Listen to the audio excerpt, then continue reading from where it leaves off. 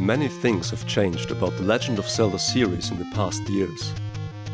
But if there's one thing that I'm sure they'll never change, it's the iconic music.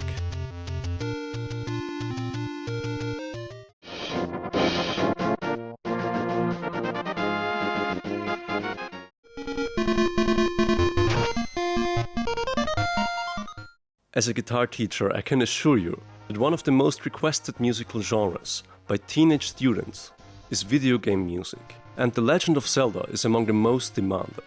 As somebody who has played a fair share of video games themselves, it's easy to understand why.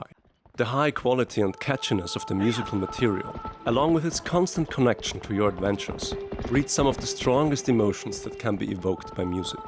That's why today we are gonna take a look at how The Legend of Zelda's main theme could be played on guitar.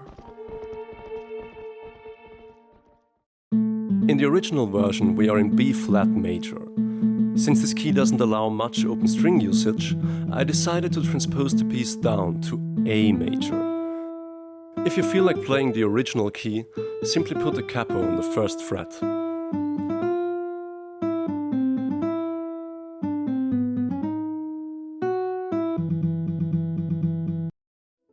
So that was easy enough. But on this channel we don't stop there, no. The orchestral possibility and longing of the guitar demands to be fulfilled. Which is why the next chapter is about the bass. These are very straightforward in essence, but I just couldn't help myself adding in some bases that aren't actually there, but I felt are somewhat necessary in the progression. You can also just leave them out, I guess. You purist. I also immediately added the middle voices, which make the piece a whole lot harder, but are also essential for its feeling. After some contemplation, I decided to also add the ascending middle voices in the second half of the verse, since they are playable, although hard, and then moved forward to the middle part. What middle part, I hear you saying? Yes, The Legend of Zelda main theme has a middle part that is no match to its catchy beginning and rest of the song, and is easily forgotten. I for one never remembered it was there before making this video, but it's part of the piece, so here goes.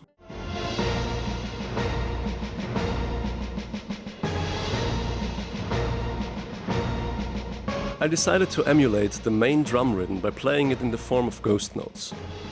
Since the melody is always played on the same beat as the drum, you could always play it by strumming through the strings.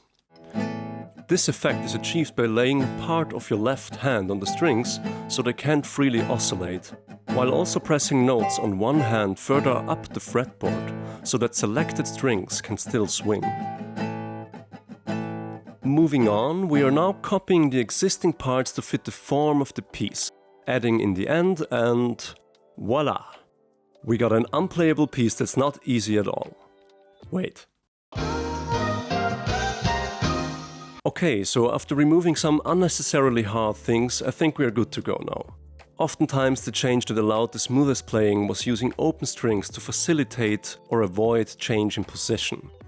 In bar 5, we are now using an open E string together with an F on the 6th fret, opposed to the F on the 1st fret, since that gives us an easier time to hit the A on the 5th fret without having to move our hand around a lot.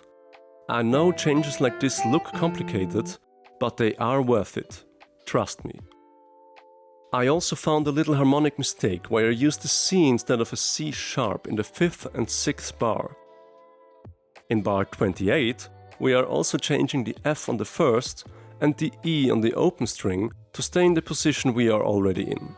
Oh, and there's this bar, number 67, that's just supposed to be filled with triads, but the program just always corrects it into this. I have no idea why. It worked in every other bar. Anyway, that's it. It's not gonna get any easier without removing any vital parts of the piece, which you can just do yourself if you want to. For example, just don't play the middle parts if it's too hard. If you're interested in the final piece, the playthrough is linked in the description, as is the PDF with the sheet music and tabs. I hope you enjoyed this video. If you did, please like and subscribe. Thanks for watching. See you next time.